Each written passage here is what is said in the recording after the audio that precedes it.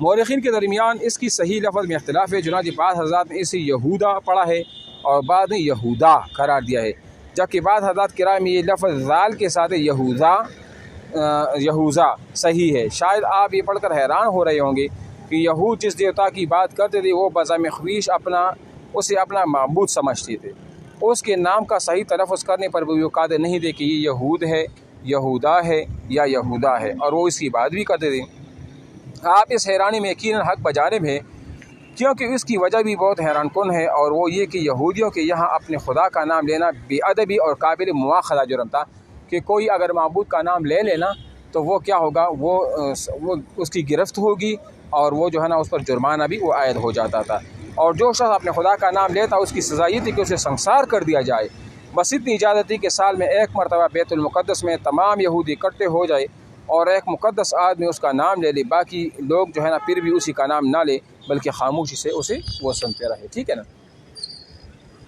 ان کڑی سزاؤں اور تاریخی کارروائیوں کی وجہ سے یہود اپنے خدا کے نام سے اتنے ناشنا ہوئے کہ وہ اس کا صحیح تلفظ تک بھول گئے، اور مخرخین کو اس پر بھی بحث کرنا پڑی کہ خداوند یہود کے نام کا صحیح تلفظ کیا ہے۔ اب دیکھو، یہود ان کے معبود کا نام تھا، خدا کا نام تھا، لیکن ظاہری بات ہے جب بندہ خدا کا نام نہیں لیتا تو بعد میں نہ لے بات کی وجہ سے وہ کیا ہو جاتا ہے، بندہ وہ اصل چیز بھول ہی جاتا ہے۔ العرض جب یہودیوں کے دلوں میں قومی دیوتاؤں کی حیثیت سے یہودا کی عظمت گر کر گئی تو رفتہ انہوں نے اس کی اختیارات میں بھی اضافہ کرنا شروع کر دیا۔ چنانچہ پہلے یہ کہا گیا کہ یہودا ہی ہمیں دشمنوں پر فتح دیتا ہے اور انہی کے حملوں سے ہماری حفاظت کرتا ہے۔ پھر اس میں یہ اضافہ ہوا کہ یہودا کی قوت عام انسانوں سے زیادہ ہے، اس لیے وہ ان کی دعائیں بھی سنتا ہے اور ان کی مدد بھی کرتا ہے۔ پھر یہ سمجھا جانے لگا کہ اس کا ٹھکانہ بادلوں کی کڑک اور گرج میں ہے، اس عبارت سے یہودا بادلوں اور طوفانے کا دیوتا قرار پاتا ہے۔ بات سمجھ آ رہی ہے نا؟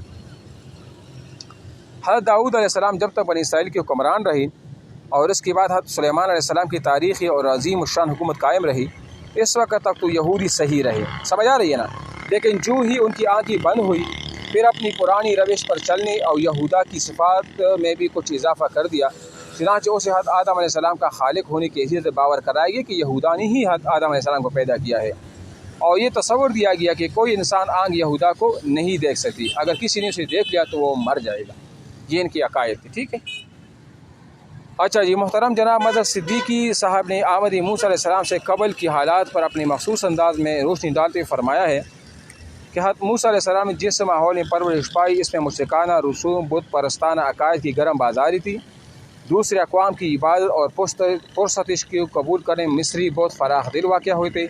چنانچہ کنعانی دیوتاؤں بغل اور ہیرون کی پرست مصری دیوتاؤں مثلا سیس، ہورس اور عیس وغیرہ مختلف جو نا دیوتاؤں کی وہ کیا کرتے تھے، وہ عبادت کرتے تھے، ٹھیک ہے نا۔ لیکن آپ نیچے دیکھیں، تاریخ میں جب بھی خانہ بدوشی اور اس سے وابستہ افراد کا تذکرہ کیا جائے گا تو وہاں یہودیوں کا تذکرہ ضرور ہوگا، جیسا کہ خود تورات میں اس کا تذکرہ موجود ہے اور تواریخ میں بھی اس کے تذکرے سے یکسر خالی نہیں۔ یہی وجہ ہے کہ یہودی سابقہ ادوار میں بھی کبھی ایک جگہ ٹک کر نہیں رہتے، بلکہ ہمیشہ اپنے ٹھکانے بدلتے رہے، کہ جس کی برکت سے یہودا کا ٹھکانہ بھی بدلتا رہا اور بالآخر خانہ بدوشی کی زندگی کا خاتمہ ہوا، جس کی نقطۂ آغاز یروشلم میں منتقل کر دیا گیا۔ بہرحال اس کی اگر تاریخ حیثیت دیکھا جائے تو موسیٰ علیہ السلام سے قبل وہ کیا کرتے تھے، مطلب قومی دیوتا، خاندانی اور حجر پرستی یہ جو تھی نا وہ اس میں کیا تھی، وہ عام تھی اور ان کی عبادت وہ کیا کرتے تھے، ٹھیک ہے۔ پھر جب داؤد علیہ السلام کا زمانہ آیا اور پھر داؤد علیہ السلام کے بعد اس کا بیٹا سلیمان علیہ السلام، تو اس وقت بنی اسرائیل جو ہے نا وہ حق پر قائم رہے، لیکن جب داؤد علیہ السلام اور اس طرح سلیمان علیہ السلام کی وفات ہو گئی تو پھر جو ہے نا انہوں نے یہودا کو خدا ماننا شروع کر دیا اور اس کی جو ہے نا صفات میں اور بھی جو ہے نا وہ اضافہ کر دیا، اور من گڑت قصے، کہانیاں اور دیوتاؤں کی وغیرہ وہ اس میں انہوں نے شامل کر دی، ٹھیک ہے نا۔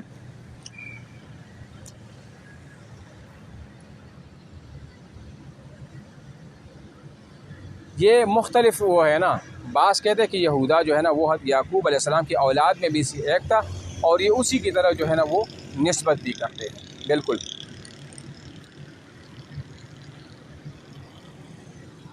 جی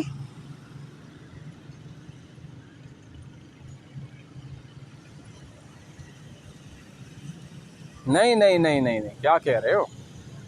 پہلے ابراہیم علیہ السلام کا بیٹا اسحاق علیہ السلام ہے، اسحاق علیہ السلام کا بیٹا یعقوب علیہ السلام ہے، یعقوب علیہ السلام کا بیٹا یوسف علیہ السلام ہے، یوسف علیہ السلام کے بعد اور انبیاء کرام آ گئے، پھر اور انبیاء کرام کے بعد موسیٰ علیہ السلام آیا، پھر موسیٰ سے ہارون تھے، ہارون سے یوشع بن نون تھے، پھر اسی کے بعد جو ہے نا حضرت داؤد علیہ السلام، پھر سلیمان علیہ السلام، پھر اس طرح الیاس علیہ السلام، اور پھر الیاس علیہ السلام کے بعد اور انبیاء، عزیر علیہ السلام، عزیر علیہ السلام کے دانیال علیہ السلام، دانیال علیہ السلام کے بعد اس طرح زکریا علیہ السلام، زکریا علیہ السلام کے بعد یحییٰ علیہ السلام، یحییٰ علیہ السلام کے بعد عیسیٰ علیہ السلام، اور عیسیٰ علیہ السلام کے 571 سال بعد آپ علیہ السلام پیدا ہوتے، ٹھیک ہے نا۔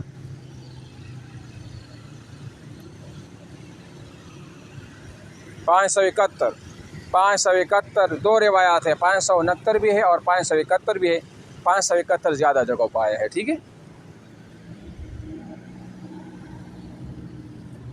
یعنی 571 کا مطلب یہ ہے کہ 571 عیسوی کا مطلب یہ ہے کہ عیسیٰ علیہ السلام کے بعد 571 عیسوی یعنی 571 سال بعد آپ علیہ السلام کی وہ آمد وہ ہوئی ہے، ٹھیک ہے نا۔